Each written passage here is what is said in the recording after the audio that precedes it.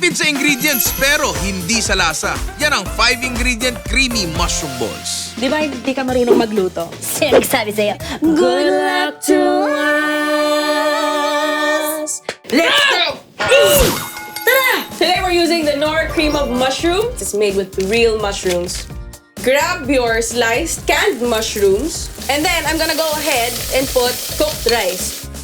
So, add hot water until ma-reach mo yung malapot na lugaw consistency. Season with pepper. Now, we just need to let this cool down to firm up. Flatten it into your palm. Okay. Lagyan mo ng cheese, tsaka mo bilugin.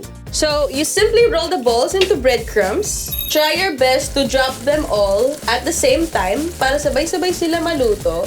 Wow! Girl, ang sarap. Wow! Pili ko mas masarap pa yung iyo. If you know, you know.